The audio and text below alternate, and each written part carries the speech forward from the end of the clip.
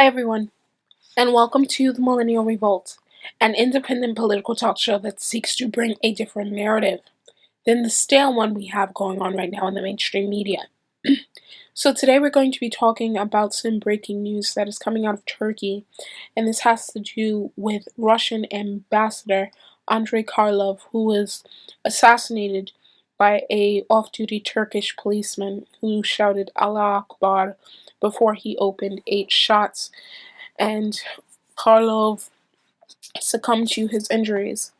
Now, this is going to have major implications between Turkish-Russian relations. This also has to do with the hysteria and the misinformation that has been centering around the Syrian war, mainly by Western media, and the lies that have been told, and the consequences of that. So there's so much to discuss, there's so many implications to all of this, so let's just get right into it. Andrei Genvich Karlov was the ambassador to Turkey. He was born in 1954. After graduating from the Moscow State Institute of International Relations in 1976, Karlov became a Soviet ambassador to the Democratic People's Republic of Korea, which is North Korea. In 1992, he moved to the embassy in the Republic of Korea, which is South Korea.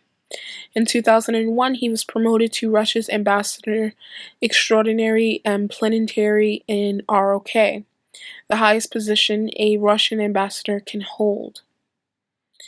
Karlov was promoted again in 2007 to Deputy Director General for Conciliary Affairs and again to Director General.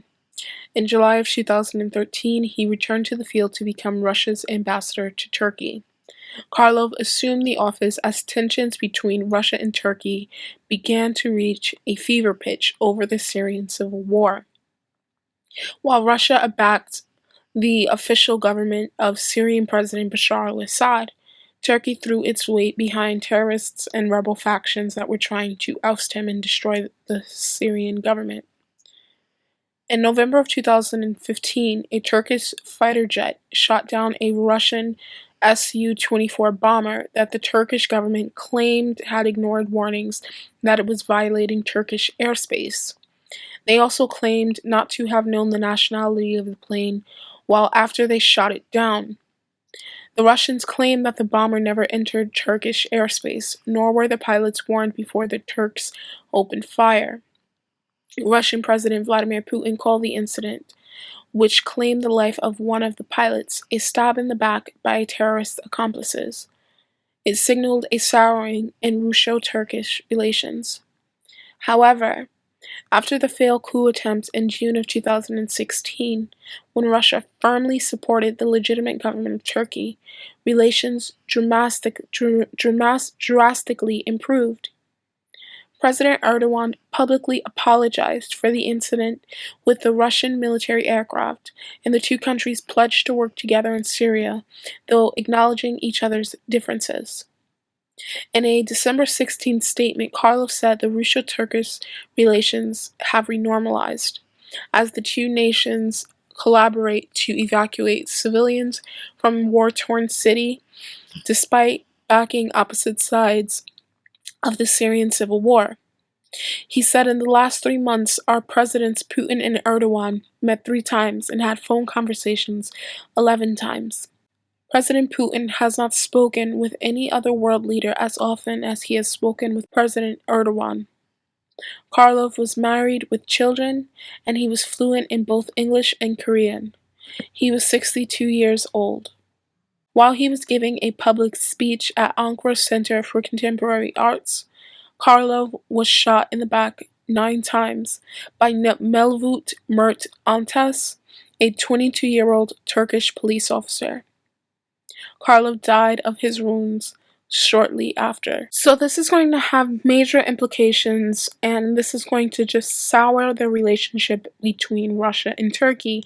Now, Russia tried to reestablish relations with Turkey after Turkey shot down one of its fighter jets earlier in the year, resulting in the death of one of its pilots who was captured by one of the militias and subsequently killed.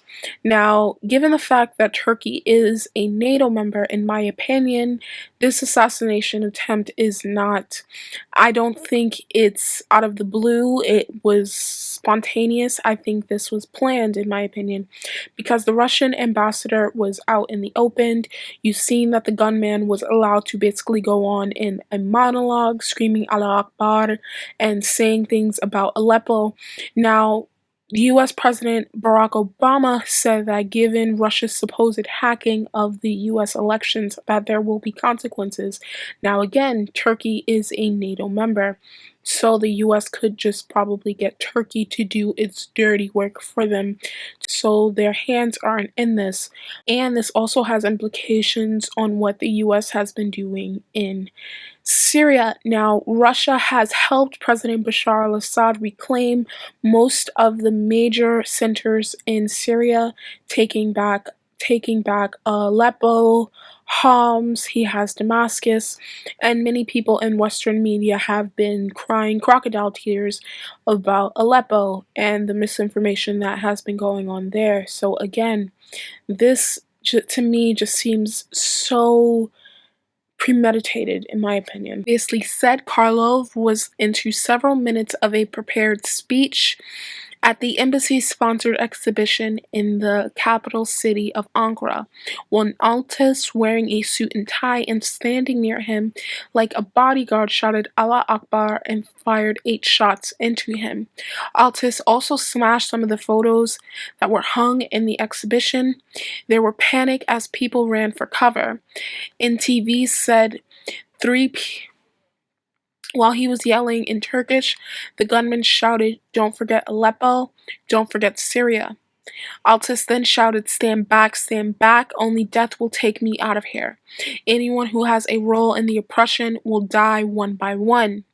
The attack happened at the Kaldras Santra Miltris, a major exhibition hall in Kanka district of Ankara, where most foreign embassies are located, including Russia's mission. It happened during the opening of the exhibit. He said something about Aleppo and revenge. He ordered the civilians to leave the room. When people were fleeing, he fired again. Turkey's Interior Minister Solman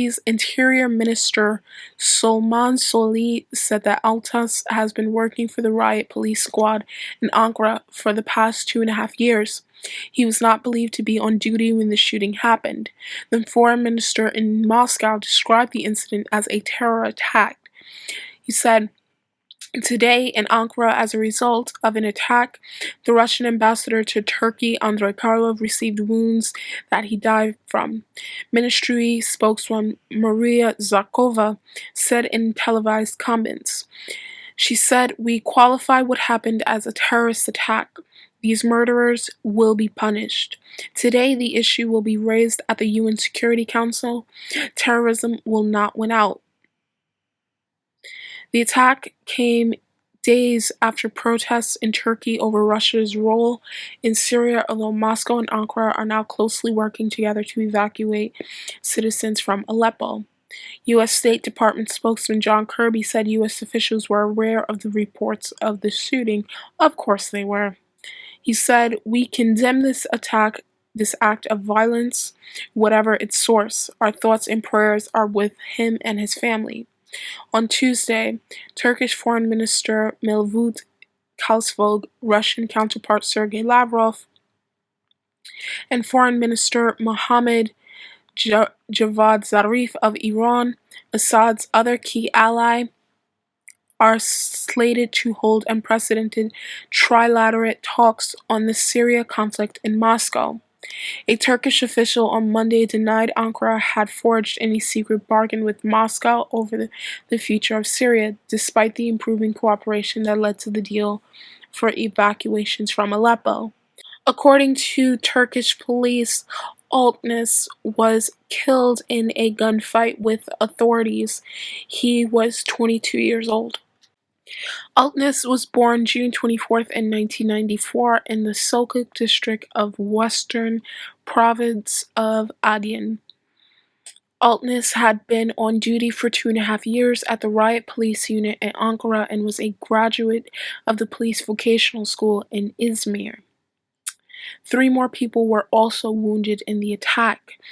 which the Interior Minister Salman Salvi described as a provocation, adding that while one of them was discharged from the hospital, the other two were injured and were being treated in the hospital. Soviet stated that Altness was neutralized in a special operations police operations at the scene. He said the attack occurred at around 7:05 p.m., 4:05 GMT in Ankara at a photograph exhibition in an art gallery in Ankara's central Kayang district. He added that Karlov did not respond to efforts to bring him back to life at the Guven Hospital at 7:53, 4:53 p.m. GMT. He said, "Our dear friend lost his life."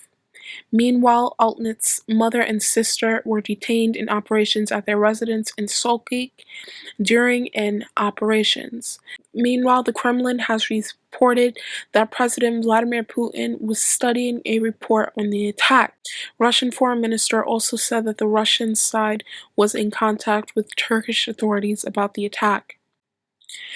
Turkish President Recep Tayyip Erdogan called Russian President Vladimir Putin and informed him over the attack. He said there will be no fresh cooling in relations between Moscow and Ankara, no matter how strongly our strategic opponents in Ankara and in the West want this, said Leon Slutsky, who heads the International Affairs Committee of the Russian Duma. This is not going to happen. There are differences between us. It's a horrendous tragedy, but relations between our states will not suffer. As I said, that's why I don't think this was a spontaneous attack.